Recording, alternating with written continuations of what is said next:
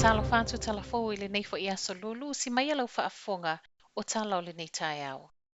Ripotia mai le maua o se ngata I Aukilani Saute ana nafi. Whaamaunia mai le vaenga o Primary Industries o lea ngata maua wa mate ma ele o yeini whaamauninga o nisi ngata la iti e loa ai kwa whanau.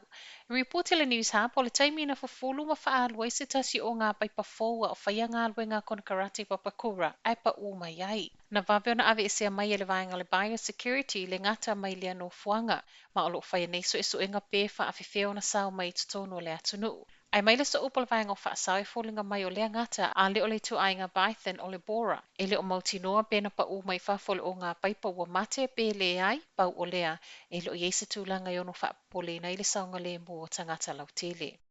E ono toi tatala tua oio ni usila I le whaiunga le tausanga pe a o atu iai o so o tui o COVID. O le saunoanga lea ma le tamaitai pāle mia Jacinda Ardern ma e fōlinga mai o le a fua lava I le solonga le lei o le whai o tui o le atunu. O le atoanga o lea fuafuanga o le awha ilo mai se taimi ai ele uma le masina le nei o mati, ma o lo ave lava le wha mua mua I whai unga e lea a fia I soifua whaatasi ma le tamau a ingo le atunuu. E le o tangata umo le awha ia tui o le COVID, e pei ona ele o ao fia I whanau I lalo mai o le taisifulu ono tausanga le mātutua, a toa ma I lātou e le o taliaina le whaia o ni o lātou tui.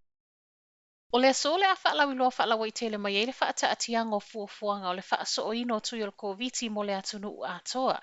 O le ua mauti noa o le tui a le Pfizer BioNTech, le o le asa wai tui e whaaso o le tusama le 5 miliona tangata kiwi. Ma o le ua o tala noanga, pe a whaafewheo na whaaso o nei tui I totono le ono masina muli muli o le lua se fulu lua tasi. Saunoai Hopkins o le ulua I taimile nei o le a whaaso o ai le atunu a toa I se tu inga whaape nei. Ma o le ua wa ai le malo I le au mainga, ia lava aisa malu lue te au malu ai, o le tu a inga teknolosia whaonga, vaenga le human resources mo wha maumaunga, ai maise, ia lava tangata ngālu lue, ma no fuanga I whai ai. I le whesilingi o le a fianga o awa no whai ngā luenga ma leono wha malo sia e pūlenga o whale whai ngā luenga o lātou tangata ngālu lue, e ta tauna whai atui. Ua wha manino il minister, e le o wha malo sia le whai o tui o le COVID, ai e te lele mawhai e mo o miai le tatau o na whai o tui o tangata ngā lulue, I no fuanga I mawalunga le lamatia I le vairusi, wha apei o no fuanga o loono no fuai tangata mātutua. Ai I tui o tangata ngā lulue tua oi mo lātou a inga po I lātou ia wa ave I le wha mua mua o le urua I oka wa tau nuu o lea o loo wha ngā solo pea I le taiminei. E ono le mawhai o na ulufale mai I New Zealand I lātou e le aini tusfola o tui o le COVID. O le saunoanga lea le minister o COVID Chris Hopkins I se whaatala noanga ma le News Hub. O le tusifolau le nei o whaatata mai le minister e wha o ngā mofe malanga I ngā whaavau malo o le a maua umai wha maumaunga e I loa I le whaia ma le whaia o sautui o le COVID. O le olo o wha ngā solo o whaatala noanga o le mata upu le taimi nei ma o saunoa le minister e le mawhaiona te ena tangata citizen I New Zealand ulu whale mai e le ini o lātou tusifolau nei mo tui po le vaccine passport pe tai o lo o mawalunga le mawhai e te ena I tangata asiasi mai e o mai e le ini tusifolau. O le tusifolau le nei na whailo mai le minister e ono alo I le whaiunga o le tausanga le nei ma o ni whaamaumaunga o le a whao ngā ina I whewa inga whaavau malo.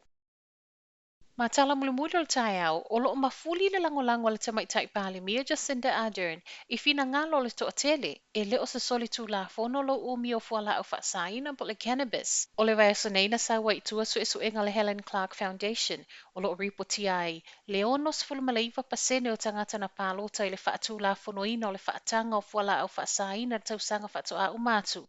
Na mana na o e whaatanga pēta lia le cannabis a toa I ma le whaamāmā po o le lea I lava o ni whaasanga ia I lātou e umia. Ua sauno ai ma le whaatono le Helen Clark Foundation, Kathy Errington, o le unga le uatangi ai le toa tele o tangata New Zealand, o loo mana na o e toa ilo masui le tū la fono o loo ai ai la au whaasaina. O Jacinda le o suia lana I oe e pe ona pālota I le mata upule nei. Ai mai a Simeon Brown o le National, e ta tau lava na aloa ia le whai unga wa mai asau ma le whai ngā whilwhilinga na iai, a wa o le decriminalisation po le wha māmā po le ave e sea atua o whaasalanga whaasoli tū la fono, e le o le whesili lea na pālota iai. Tala nao le nei tai au, manuia le nei aso.